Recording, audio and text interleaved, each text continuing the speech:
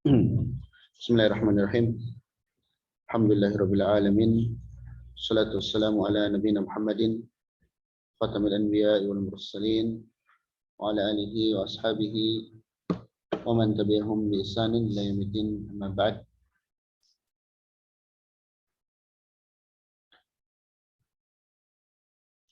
Alhamdulillah, pagi hari ini kita bisa bermajelis lagi.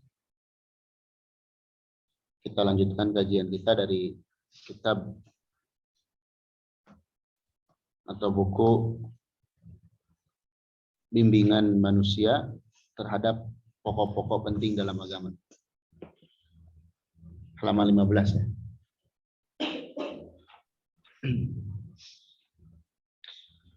Halaman 15 tentang bab arkanil iman wa samaratihi.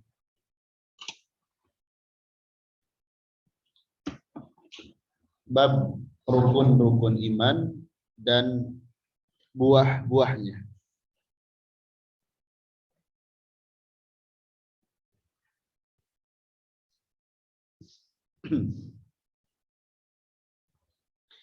Di sini dikatakan mahia arkanul iman. Apa yang dimaksud dengan rukun iman?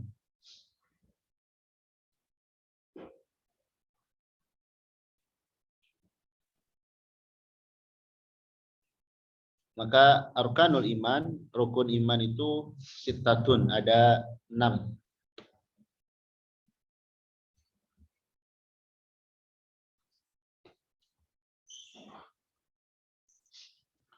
Rukun iman itu ada 6.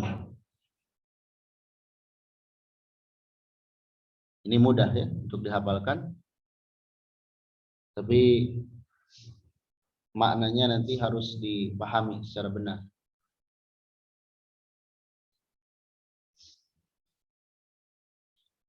Yang pertama, al-imanu billahi ta'ala. Iman kepada Allah Ta'ala.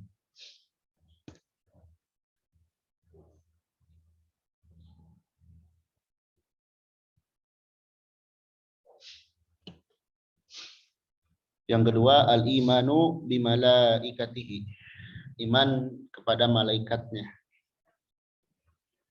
Kepada malaikat-malaikatnya.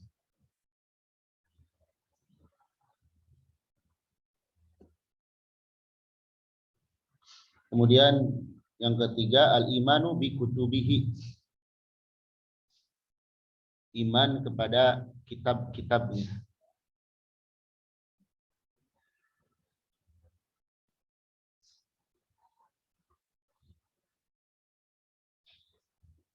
Yang keempat, al-imanu birusulihi.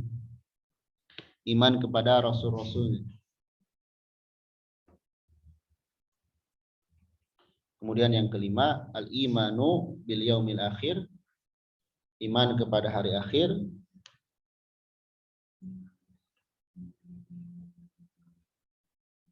Terakhir yang keenam, al-imanu bil qadari.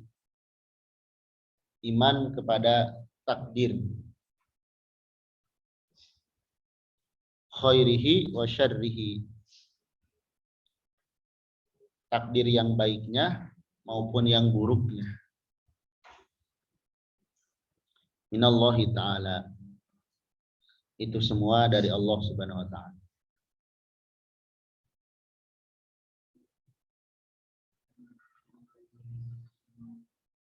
Nah, kalau menyebutkan ini saja, anak SD, anak TK juga bisa. Kalau ditanya rukun iman ada berapa? Ada 6. Dan ini jawabannya. Bisa menjawab 6 hal ini, ya. Tapi rincian dari maksudnya seperti apa, terus buahnya apa saja, kalau kita beriman kepada Allah, ini tidak akan tahu kalau kita tidak belajar. Yang dimaksud iman kepada Allah itu seperti apa? Yang dimaksud iman kepada malaikat, kitab, rasul, dan hari akhir serta takdir itu seperti apa? Nah, itu ada rinciannya. Maka soal selanjutnya, ma ma'na iman billahi ta'ala? Apa makna iman kepada Allah Ta'ala?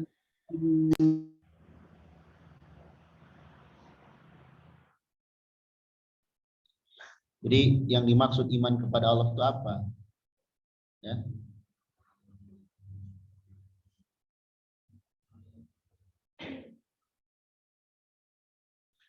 Al-imanu billahi ta'ala maknahu, iman kepada Allah Ta'ala maknahu artinya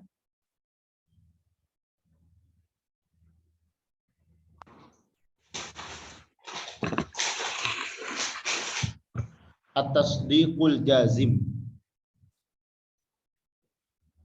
pembenaran yang pasti, yang mutlak.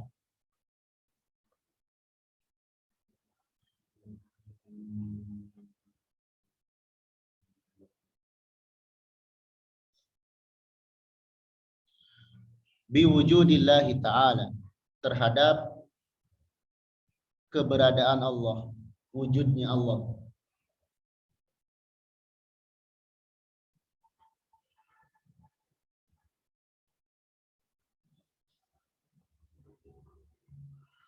Wal iqraru birububiyatihi, wal iqraru, dan mengakui, mengikrarkan, ya, birububiyatihi, terhadap rububiyahnya.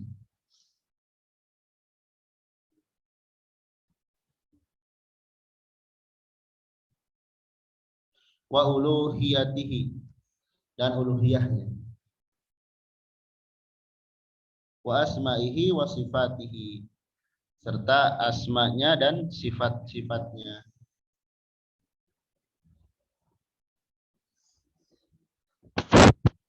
Jadi iman kepada Allah itu maknanya kita membenarkan, mempercayai dengan pasti. Tentang apa? Pertama, keberadaan Allah. Jadi Allah itu ada. Kemudian mengakui rububiyahnya, mengakui uluhiyahnya, serta asma wa sifat. Di sini perlu ada yang dirincikan sedikit, ya.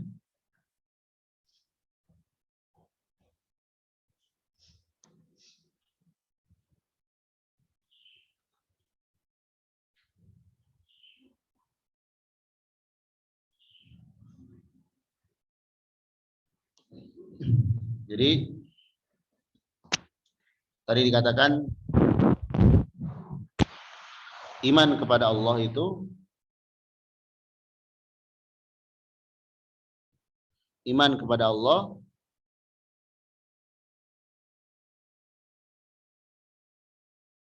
artinya pembenaran yang pasti.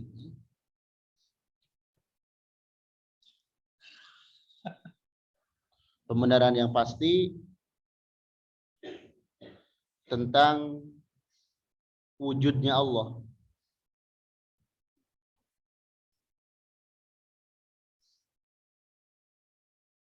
Jadi yang pertama kali harus kita yakini Allah itu ada. Allah itu zat yang ada wujudnya.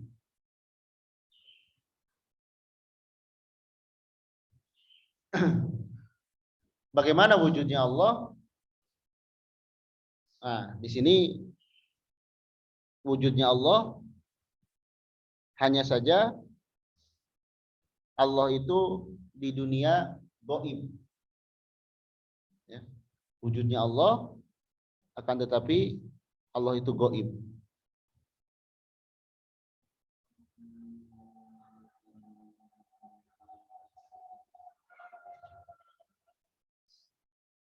Jadi tidak terlihat di dunia ini. Ya. Makanya dikatakan di dalam Al-Baqarah,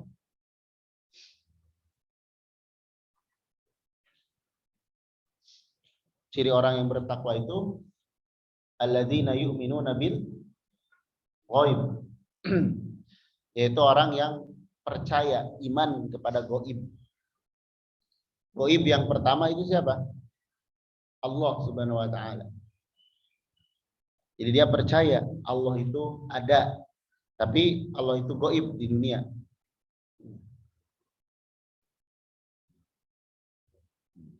Tapi nanti di akhirat Allah itu ada wujudnya, nampak. Kita bisa melihat Allah itu seperti kita melihat bulan purnama. Jelas, tidak berdesak-desakan. Dan melihat Allah itu kenikmatan yang paling nikmat. Ya. Jadi Allah itu gaib di dunia. Tapi terlihat di akhirat, ya. Terlihat di akhirat.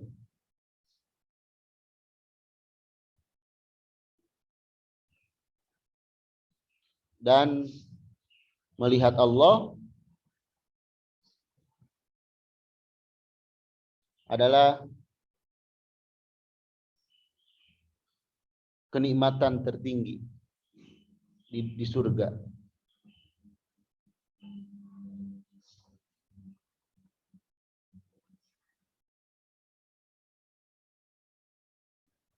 Kemudian hanya orang beriman,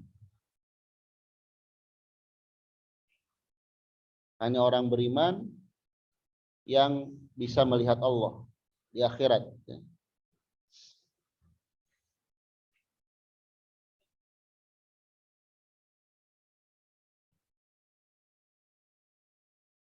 Orang kafir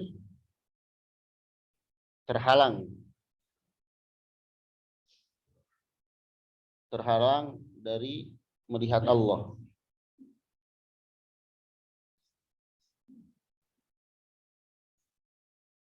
Jadi orang kafir itu terhalang dari melihat Allah. Kemudian Allah itu ada. Allah itu ada di mana? Allah bersemayam di atas arasy.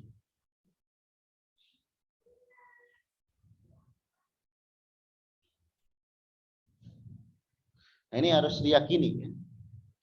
Jadi perhatikan, keyakinan kita tentang wujud Allah itu meliputi banyak hal. Ingat, pertama, Allah itu gaib di dunia.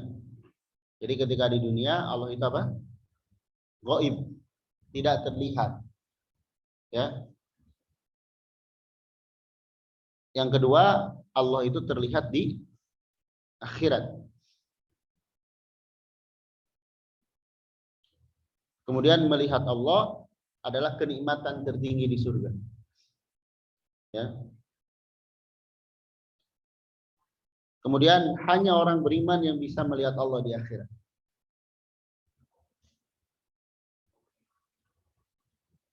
Orang kafir terhalang dari melihat Allah. Dikatakan yauma idzin la mahjubun. Di akhirat itu mereka terhalang. Dan di dunia atau sekarang Allah itu bersemayam di atas arasy. Jadi kalau ditanya Allah itu ada. Gimana? Nah, kalau sekarang kita tidak bisa menggambarkan gimana-gimananya. Tapi Allah itu bersemayam di atas arasy, istiwa. Tidak boleh kita mengatakan Allah di mana-mana. Atau tidak boleh kita mengatakan Allah tidak di mana-mana. Kalau kita mengatakan Allah di mana-mana, nanti mengharuskan Allah ada di tempat yang baik, ada yang di tempat buruk. Kalau dikatakan Allah tidak di mana-mana, berarti tidak ada. Nah, di sini akidah kita penting. Ya. ditegaskan bahwasanya Allah itu ada bersemayam di atas arasy. Kalau nanya lagi, arasy itu apa? Arasy itu makhluk Allah yang paling besar. Ya. Dibayangkan saja, bumi dibandingkan dengan langit pertama itu seperti koin. Bumi itu seperti koin dan langit pertama itu sebesar padang Sahara, padang pasir. Jadi besar sekali langit pertama itu dibandingkan dengan bumi. Kemudian langit pertama dibandingkan dengan langit kedua seperti itu juga. Langit pertama seperti koin, langit kedua seperti padang Sahara. Terus seperti itu bertingkat. Jadi berarti semakin langit tingkatannya tinggi, semakin besar. Dan di atas langit ketujuh itu ada arasy-Nya Allah. Kemudian Allah bersemayam di atasnya. Sehingga kita jangan membayangkan zat Allah. Karena Allahu Akbar, Allah itu maha besar. Yang perlu kita pikirkan, renungkan adalah ciptaan-ciptaan Allah yang merupakan nikmat bagi kita semua. Itu yang paling penting. Jadi adanya ciptaan menunjukkan adanya pencipta. Adanya ciptaan menunjukkan adanya pencipta. Itu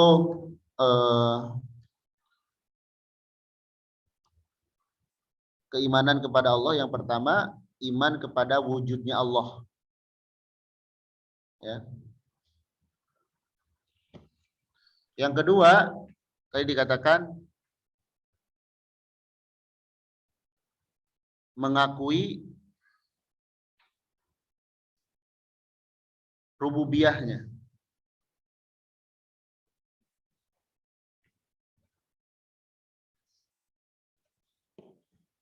Apa rububiyah itu? Ya. Nah, di sini harus kita yakini dulu yang dimaksud rububiyah itu mengakui Allah satu-satunya.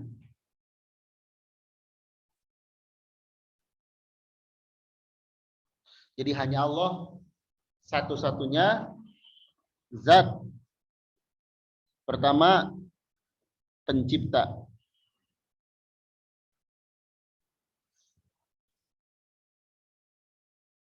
Jadi nggak boleh kita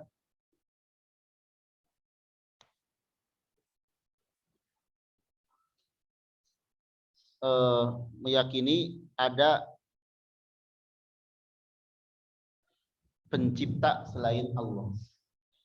Misalnya bumi ini diciptakan oleh siapa gitu, nggak boleh. Mengakui rububiyah Allah itu kita meyakini Allah itu satu-satunya zat pencipta.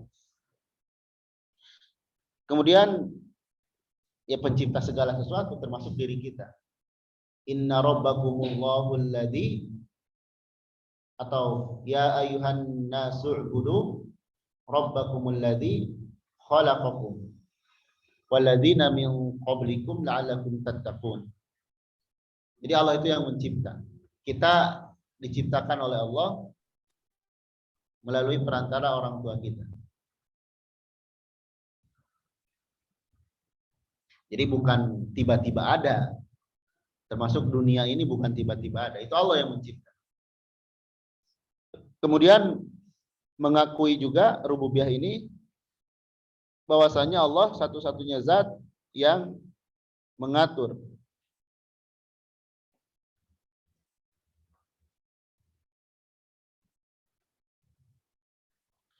Jadi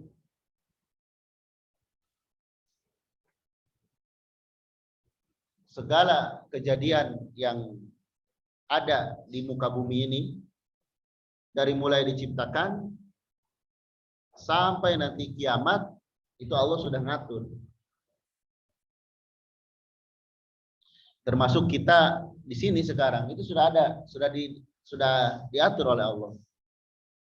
Ya.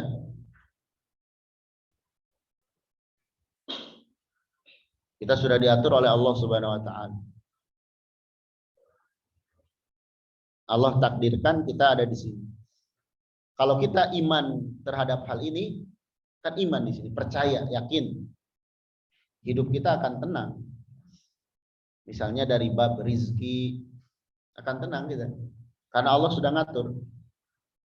Terus kalau kita punya rencana, kemudian gagal, kita tidak akan kecewa. Karena kita tahu itu diatur oleh Allah. Kita, ya banyak hal ya. Kita senang, kita susah, itu sudah ada di bawah pengaturan Allah.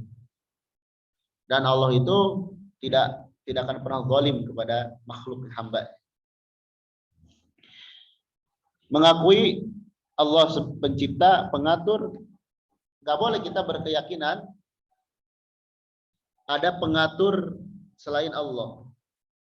Misalnya kita percaya ada Allah, tapi percaya juga ada dewa atau ada penghuni laut, penghuni gunung, ya, yang ikut mengatur keberlangsungan kehidupan. Nah, itu nggak boleh. Berarti kita nggak percaya kepada Allah. Juga kita mengakui Allah itu pemilik kita atau raja.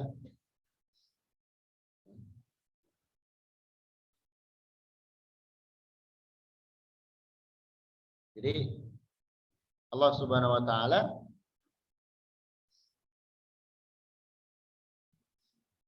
yang memiliki kita dan semuanya. Raja kita dan semuanya.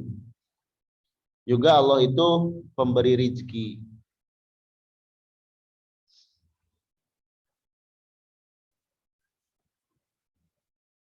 Jadi tadi kan kita yang pertama iman Allah itu ada. Nah, nggak cukup hanya sekedar mengakui Allah itu ada, tapi Allah itu punya perbuatan. Allah itu ada perbuatannya. Apa? Mencipta, mengatur, memberi rizki. Kenapa kita harus tahu bahwasanya Allah pencipta, pengatur, agar nanti kita bersyukur kepada Allah dengan beribadah. Coba kita diberikan nyawa, diberikan fasilitas hidup yang gratis misalnya. Itu dari Allah Subhanahu wa taala. Itu bagian dari rububiyahnya Allah. Pengaturannya Allah kepada kita.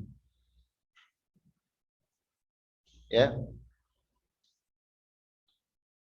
Makanya di sini dulu orang-orang musyrik mengaku ketika ditanya siapa yang menciptakan, mereka jawab Allah. Siapa yang memberi rizki, mereka jawab Allah. Masa orang musyrik aja ngaku, kita tidak? Maka dari perkara ini tidak boleh kita minta kepada selain Allah. Tidak boleh kita minta kepada selain Allah. Iya, yang ketiga mengakui uluhiyahnya.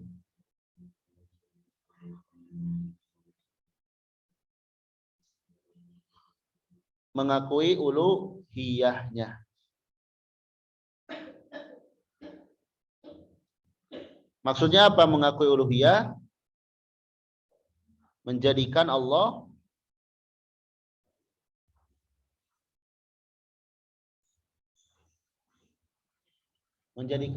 Ta'ala satu-satunya zat yang disembah.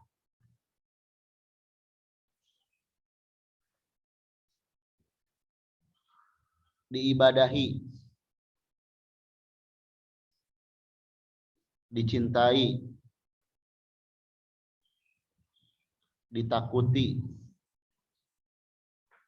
diharapkan, dijadikan sebagai tempat bergantung.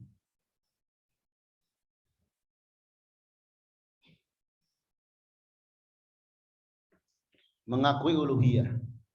Jadi setelah kita yakin Allah itu ada, Allah itu punya perbuatan, kita juga harus ada timbal balik, yaitu dengan menjadikan Allah Ta'ala satu-satunya zat yang disembah, yang diibadahi, yang dicintai, yang ditakuti, yang diharapkan. Kemudian dijadikan sebagai tempat bergantung. Tidak boleh kita mempersembahkan ibadah kepada selain Allah. Kan nanti akan datang ya pembahasan yang dimaksud musyrik itu kita percaya kepada Allah, juga percaya kepada selain Allah. Nah itu nggak boleh. Kalau kita percaya kepada Allah, nggak boleh percaya kepada selain Allah. Dalam hal apapun.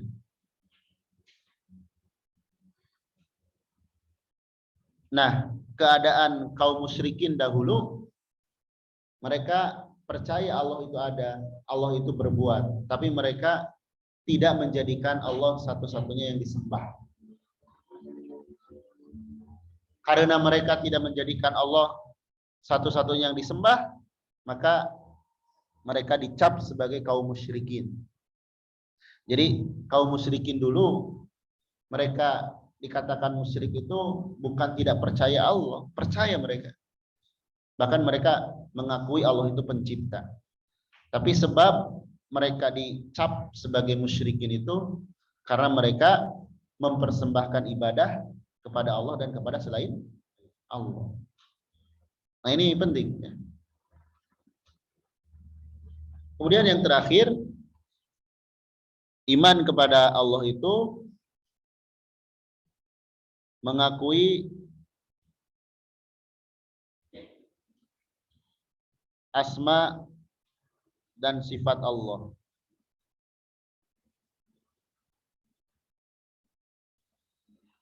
Mengakui asma dan sifat Allah. Bagaimana mengakui asma dan sifat Allah itu? Yakni mensifati Allah, mensifati Allah Ta'ala sebagaimana Allah mensifati untuk dirinya.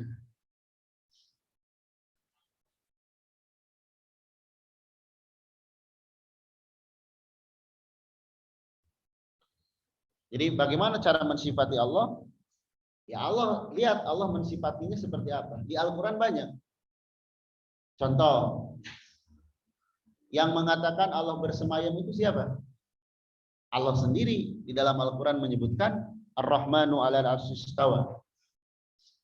Mensifati Allah sebagaimana Allah mensifati untuk dirinya, atau sebagaimana Nabi mensifati Allah.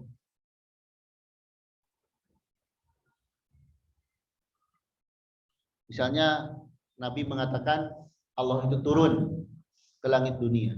Kita sifati Allah itu turun. Jadi mensifati Allah sebagaimana Allah mensifati untuk dirinya, atau sebagaimana Nabi mensifati Allah, tanpa menanyakan tata cara.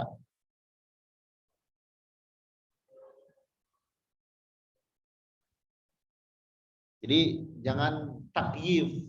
Takyif itu menanyakan tata cara. Gimana bersemayam? Gimana turun? Jangan. Kita imani kama yaliku bijalali, sebagaimana yang layak atas kemuliaannya, tanpa menanyakan tata cara, tanpa memalingkannya, mentakwilnya, tanpa mentakwilnya.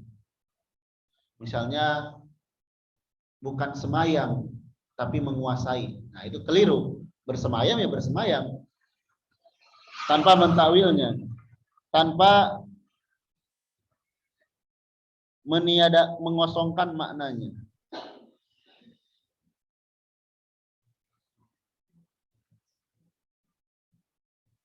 Jadi misalnya apa yang dimaksud dengan istiwa? Ya istiwa tidak bermakna. Ini nggak jelas. Jadi mengakui asma dan sifat Allah itu mensifati Allah atau menetapkan sifat bagi Allah sebagaimana Allah mensifati untuk diri. Jadi kita tidak mengatakan Allah bersemayam atas dasar keinginan kita. Karena memang Allah mengatakan di dalam Al-Quran Allah itu apa?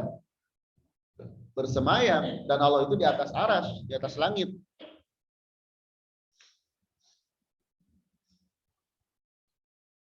Ya.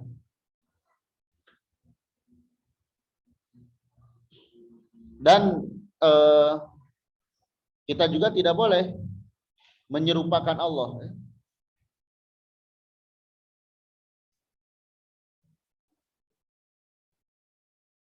Misalnya Allah itu seperti ini. Allah itu seperti ini bentuknya, nggak boleh. Baik, ini 3 atau 4 tentang iman kepada Ta'ala. Tentang wujud, rububiyah, uluhiyah, kemudian asma dan sifat.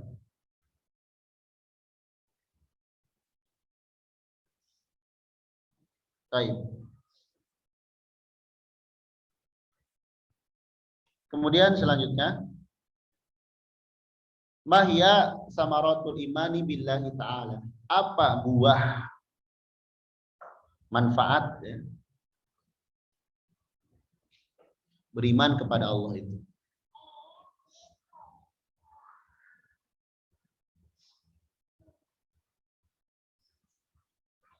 Jadi kalau kita iman kepada Allah, apa yang akan kita peroleh?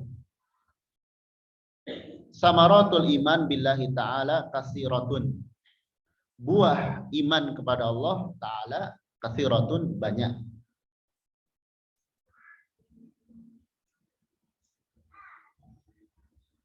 Jadi banyak buahnya. Ya. Wa minha, diantaranya. Nah, berarti di sini yang disebutkan sebagiannya, tidak semuanya. Apa diantara buah iman kepada Allah? Al-ula, yang pertama, tahqiqu tauhidillahi ta'ala. Tahqiqu, mewujudkan, merealisasikan tauhid kepada Allah. Jadi dengan kita beriman kepada Allah, kita akan bisa mengesahkan Allah, menjadikan Allah satu-satunya. Menjadikan Allah satu-satunya pencipta, pengatur, pemilik, menjadikan Allah satu-satunya zat yang diibadahi. Ya. Itu kalau kita beriman. Kalau nggak percaya, gimana mau beribadah?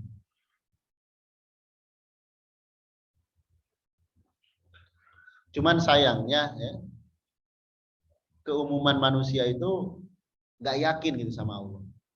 Allah menjanjikan A, dia nggak percaya, pengennya dia B, atau nggak sabar. Padahal Allah mengatakan di beberapa ayat, innallaha la yukhliful mi'ad. Allah itu tidak akan pernah menyelisihi janjinya. Ya.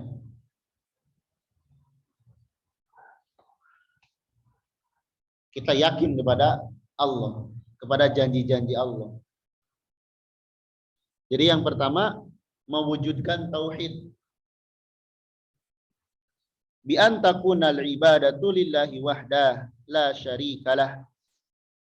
Dengan menjadikan ibadah untuk Allah saja. Jadi ibadah kita hanya persembahkan untuk Allah. La syarikalah. Tidak ada sekutu baginya. Jadi kalau kita ibadah niat untuk Allah dan untuk selain Allah, itu nggak akan dapat pahala. Seperti apa? Seperti orang yang ingin dipuji misalnya. Dia memperlihatkan amal kepada manusia agar manusia memujinya. Itu riya. Lebur amalannya. Atau dia beramal terus dia ceritakan kepada manusia, itu lebur juga, namanya sum'ah. Atau di zaman sekarang jadi double, riya dan sum'ah. Dia ceritakan misalnya amalan itu ke orang lain, amalan yang sudah dia lakukan, kemudian agar orang lain itu tambah percaya kepada dia dan tambah memujinya, dia perlihatkan buktinya. Ini videonya nih, saya sudah atau nih dokumentasinya. Ini double dosanya. Jadi tidak boleh kita menjadikan ibadah kepada selain Allah, apapun itu, baik manusia. Dan ini berat ya. Menjadikan ibadah untuk Allah semata itu sulit kalau kita tidak iman kepada Allah. Jadi dasarnya iman dulu pada Allah. Jangan kita beribadah tadi untuk dipuji orang atau ingin dihormati, ingin dikenal, dan sebagainya. Itu nggak boleh, nggak dapat pahala nanti, percuma. Makanya ibadah itu kalau bisa sembunyikan, kecuali ibadah yang memang mau tidak mau harus nampak. Tapi pada asalnya ibadah itu sembunyikan, ibadah kebaikan itu. Itu yang pertama ya, buahnya mewujudkan tauhid pada Allah. Sebagai buktinya dia menjadikan ibadah hanya kepada Allah saja, tidak ada sekutu baginya. Kemudian as-saniyah, yang kedua,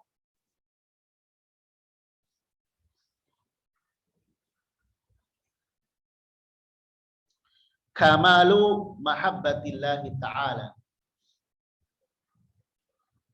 sempurnanya kecintaan kepada Allah Ta'ala.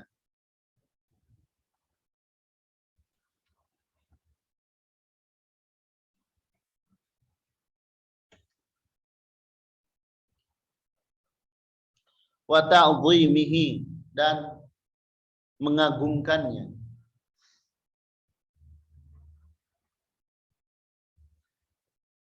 Wa khasyatihi, takut kepadanya.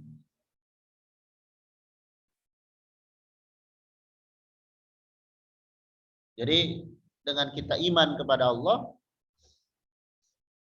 akan sempurna kecintaan kita kepada Allah, akan sempurna pengagungan kita kepada Allah, dan akan sempurna rasa takut kita kepada Allah. Kenapa ini bisa terjadi? Bimuqtadha asma'ihil husna, karena tuntutan atau sebagai konsekuensi dari asma'ul husna wa sifatihil ulya, dan sifat-sifatnya yang tinggi. Contoh ya, ini sebagai contoh sederhana. Kalau ada manusia, kita kenal dengan orang, dengan manusia, manusia ini kaya raya, terus baik hati. Ya. Suka memberi, suka membantu, nggak pernah hitungan. Bahkan kalau disakiti dia tidak berubah. Kira-kira kalau kita dapat orang yang seperti itu, cinta nggak kita kepada orang itu? Pasti, ya. Karena dia orangnya baik. Ya. Itu kalau kita kenal kepada orang dengan sifat-sifat. Begitupun Allah. Allah itu bukan baik lagi, maha. Makanya kita pelajari nama-nama Allah dan sifatnya. Allah itu maha baik, maha kaya. Bahkan Allah itu nama dan sifatnya itu sama. Beda dengan manusia. Manusia namanya sholih, sifatnya belum tentu sholih. Kalau Allah itu namanya Goni, maha kaya. Kenyataannya pun demikian. Kemudian kalau manusia itu berubah-ubah. Bisa jadi sekarang baik, dermawan, besok lusa beda. Kalau Allah tuh enggak selamanya. Makanya pikirkan, renungkan nikmat-nikmat Allah yang kita terima. Betapa Allah itu baik kepada kita, sayang kepada kita, melebihi sayangnya kita kepada diri kita sendiri. Nah, dengan kita merenungkan hal itu, diharapkan kecintaan kita kepada Allah semakin sempurna. Juga wa ta'dhimi, pengagungan. Jadi kita segan kepada Allah. Ya seperti tadi, kita kepada manusia yang baik, yang dermawan, kita akan merasa wah itu orangnya. Pengagungan itu menganggap wah. Bahkan takut kepadanya. Takut kalau kita mengecewakan, kita takut dihukum, takut diazab. Karena kita kenal Allah itu syadidul iqab. Di dalam Al-Quran dikatakan, Anallaha ghafurur rahim, wa anallaha syadidul iqab. Dikatakan di Al-Quran itu, Allah maha pengampun dan maha kasih sayang, tapi dikatakan juga Allah itu keras siksaannya bagi yang melanggar. Ya. Nah ini kalau kita iman kepada Allah. Tapi kalau nggak iman mah ya kita akan lebih banyak berharap kepada manusia. Contoh, nih saya berikan contoh sederhana ya. Kadang hati kita ini lebih condong kepada manusia daripada kepada Allah Subhanahu wa taala. Ini contoh kecilnya ya. Contoh kecilnya. Kita sedang duduk misalnya. Di depan kita ada tadi orang yang baik hatinya, orang yang kaya. Kadang kita ada perasaan ingin minta sama orang itu atau ingin dikasih sama orang itu. Berharap. Tapi jarang kita, ya paling tidak misalkan setelah sholat, kita menghadirkan sikap itu kepada Allah. Padahal Allah itu maha kaya, maha segalanya. Coba kita bersikap kepada manusia saja bisa seperti tadi. Oh ini orang baik, ini orang kaya. Kita berharap kepada dia. Dan ingat, kalau kita seperti itu kepada manusia, kita hanya akan dapat kecewa. Karena manusia itu bisa ngasih, bisa enggak. Tapi kalau Allah, wa atakum min kulli ma sa'altumuh. Allah itu akan beri semua yang kalian minta. Allah akan ngasih. Wa in ta'uddu ni'matallahi la tuhsuha. Sehingga kalaulah kalian menghitung nikmat Allah tidak akan bisa. Tapi kok ya Allah kenapa hidup saya gini? Ya Allah tahu yang terbaik buat kita. Bisa jadi kita kalau diberi menjadi durhaka. Ya. Jadi dengan kita mengenal Allah, iman kepada Allah, kita akan semakin cinta, semakin mengagungkan, semakin takut. Mengagungkan itu wah gitu. Contoh misalkan kita ketemu dengan presiden, kita kan menganggap wah gitu. Allah itu lebih dari segalanya.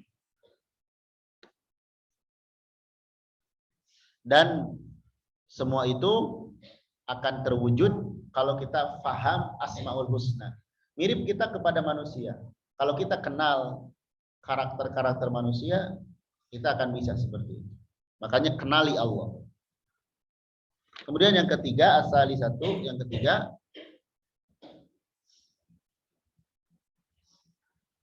tahqiqu muqtada ibadatihi. Mewujudkan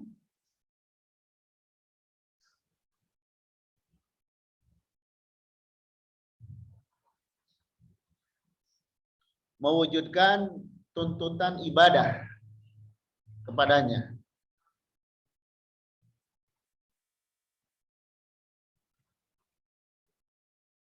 Mewujudkan tuntutan ibadah kepadanya.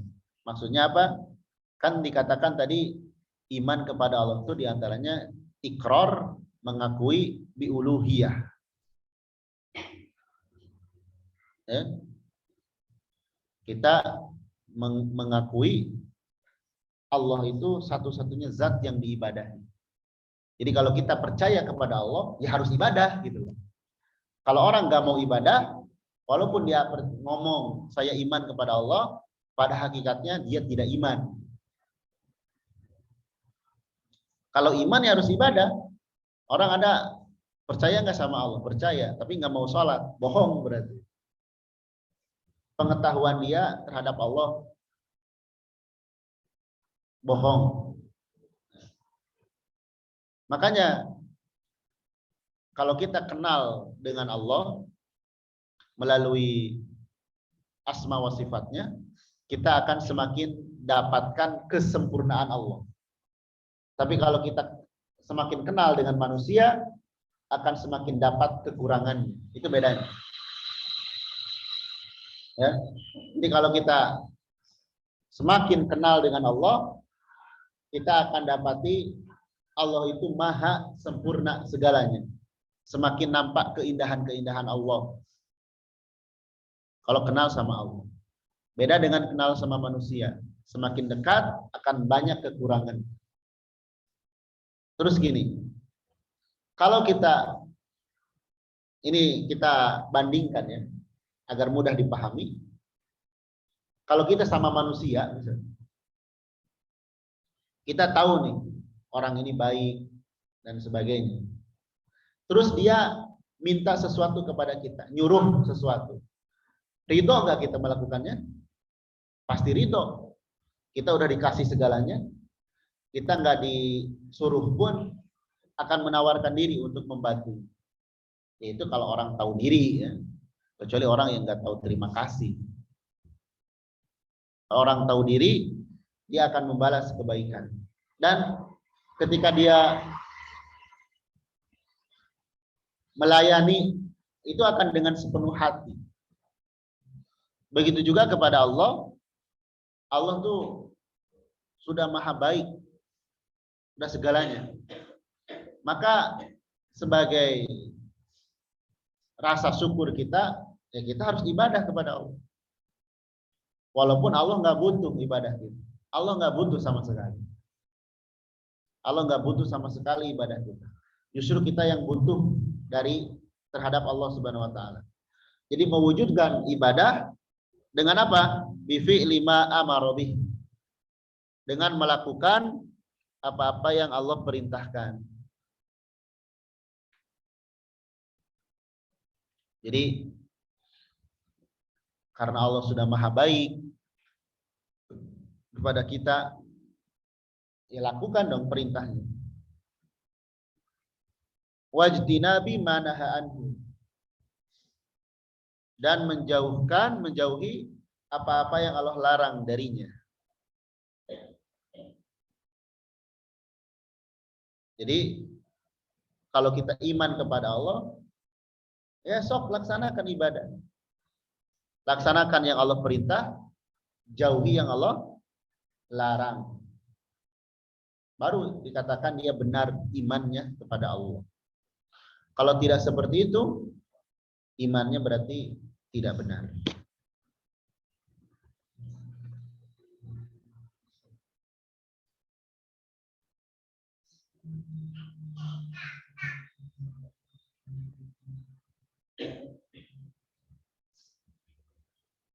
Iya.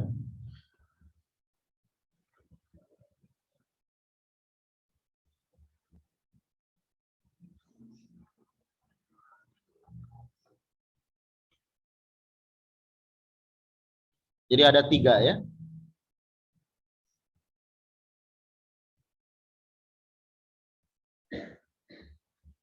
Ada 3 buah beriman kepada Allah. Buah beriman kepada Allah itu ada 3.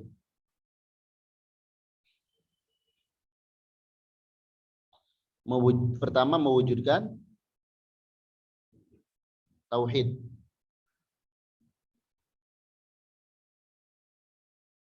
Yakni dengan menjadikan ibadah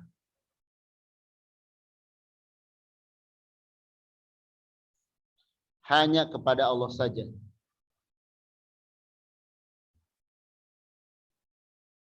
Hanya kepada Allah semata.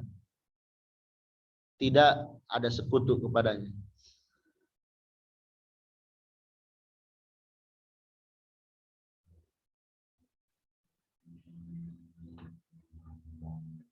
Yang kedua, sempurnanya kecintaan.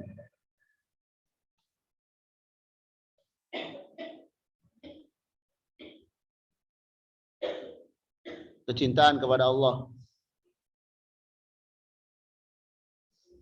Pengagungan.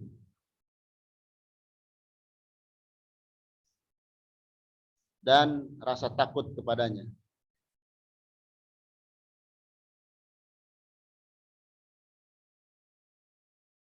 Hal ini sebagai konsekuensi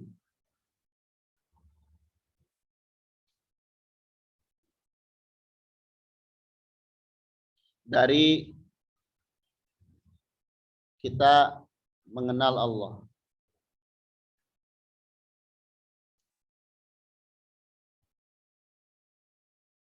Dengan asma dan sifatnya.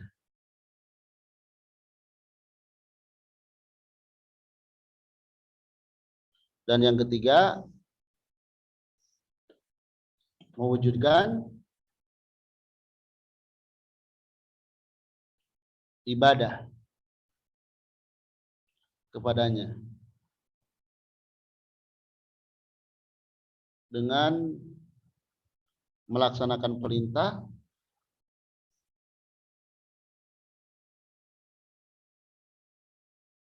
melaksanakan perintahnya dan menjauhi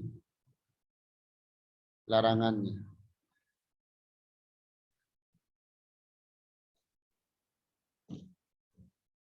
Ya. Nah, ini buah dari kecintaan kepada Allah Subhanahu wa taala.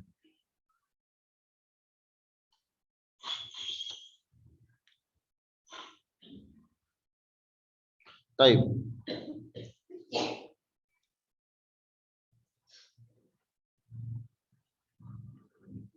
Kita bahas lagi ya, kita lanjutkan. Ma ma'nal iman bil malaika. Nah, sekarang apa makna iman kepada malaikat?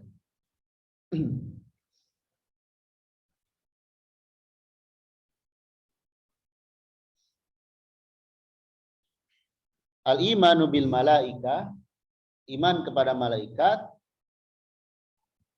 itu maknanya wa at-tasdiqul jazim, pembenaran yang pasti.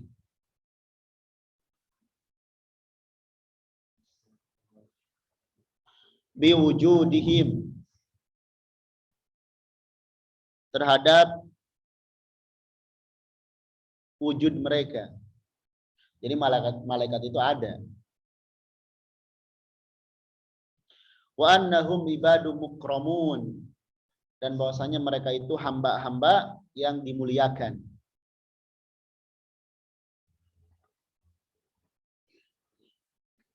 Jadi malaikat itu hamba Allah, sehingga tidak boleh disembah. Jadi malaikat itu hamba Allah, nggak boleh disembah. Tapi mereka dimuliakan. Kemudian la ya'sunallaha, mereka tidak bermaksiat, tidak membangkang kepada Allah, ma'amarahum, atas apa-apa yang Allah perintahkan kepada mereka.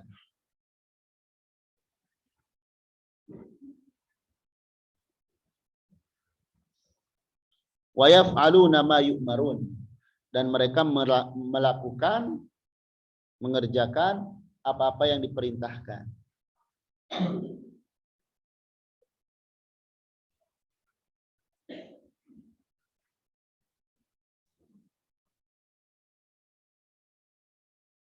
Ya.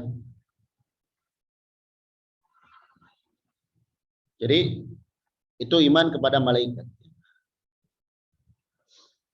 Fanu'minu, maka kita beriman, biman sammallahu, kepada yang Allah namai, Allah sebut. Minhum, diantara mereka, ka Jibril, seperti Jibril, Mikail, Israfil. Kita iman.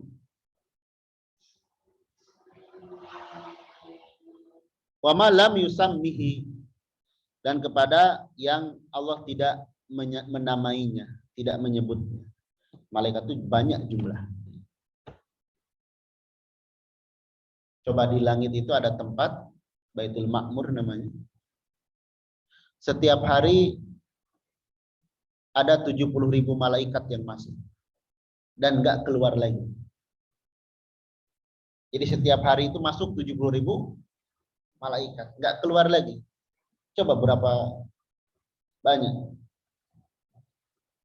Namanya ya ada yang disebut, ada yang tidak. Jadi iman kepada malaikat itu ya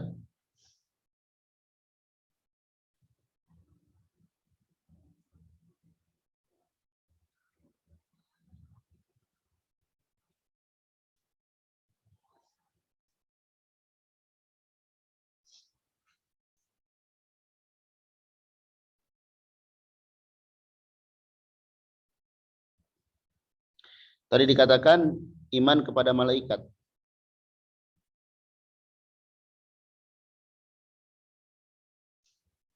Adalah pembenaran yang pasti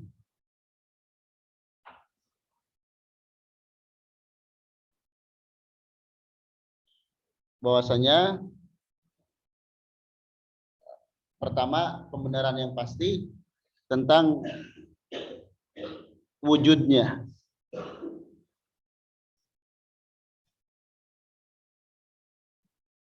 Tentang wujud malaikat. Ya.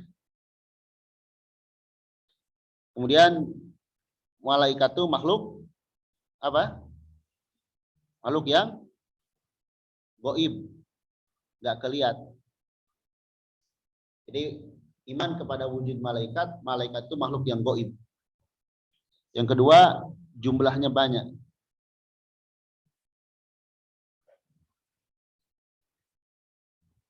Hanya Allah yang tahu. Wa ma ya'lamu junuda rabbika illa huwa. Banyak jumlahnya. Ya. Kemudian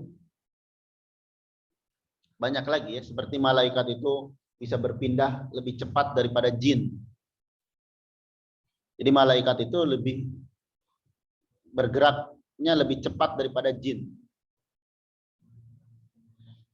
Di antara buktinya dulu ketika malaikat memindahkan kerajaannya Ratu Balkis. Itu dipindahkan oleh malaikat.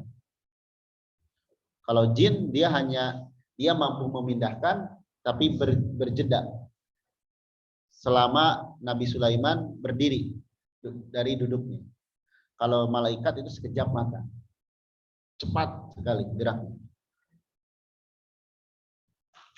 Baik, jadi yang pertama kita iman kepada wujudnya. Yang kedua kepada sifatnya.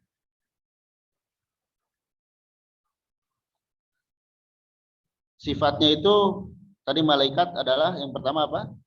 Hamba yang dimuliakan. Kemudian yang kedua tidak durhaka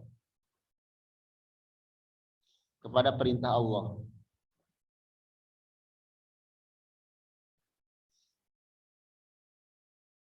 Dan yang ketiga, melaksanakan semua perintah Allah.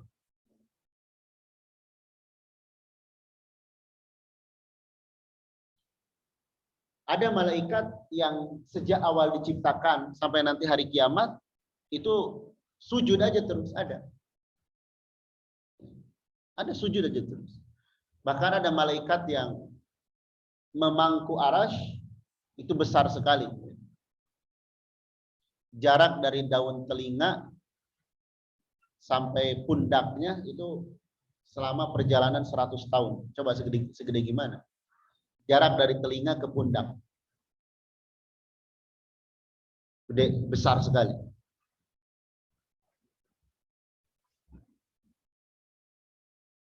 Kemudian beriman kepada namanya. Namanya baik yang Allah sebut maupun yang tidak disebut. Ya. Baik yang Allah sebut maupun yang tidak disebut.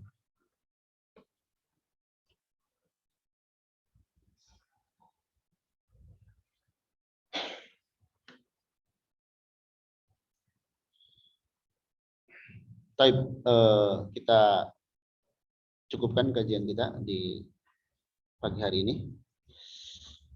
Insya Allah nanti kita ke buah beriman kepada malaikat.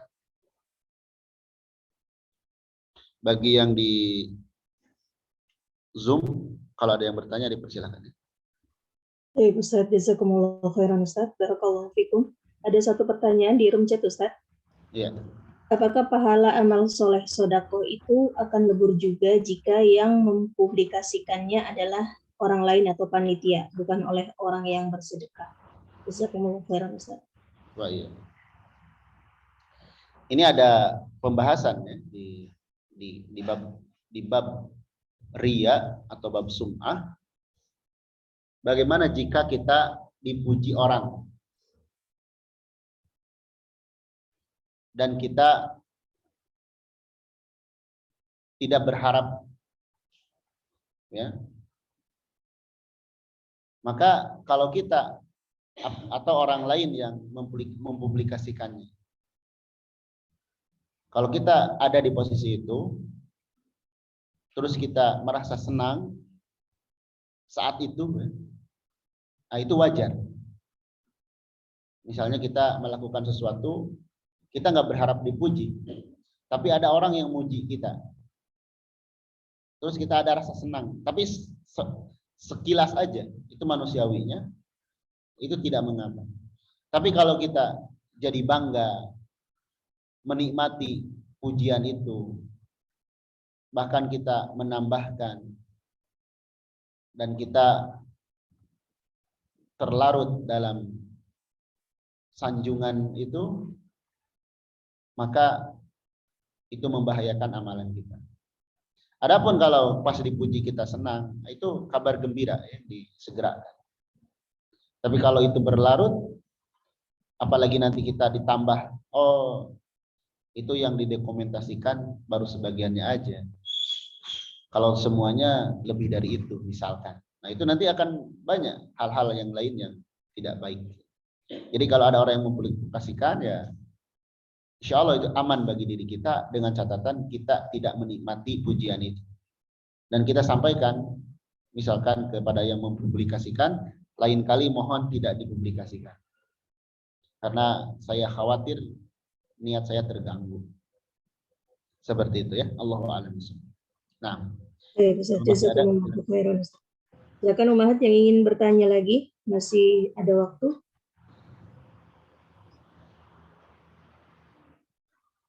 Nampaknya kita cukupkan, Ustaz. Baik, barakallahu fikum. Terima kasih atas perhatiannya dan semoga bermanfaat, terkhusus bagi yang menyampaikan, umum bagi kita semua.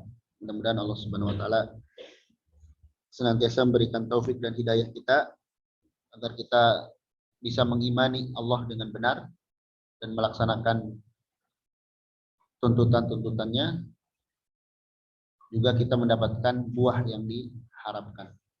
Demikian, kurang lebihnya mohon maaf. Subhanakallahumma bihamdik, asyhadu an la ilaha illa anta, astaghfiruka wa atubu ilaik.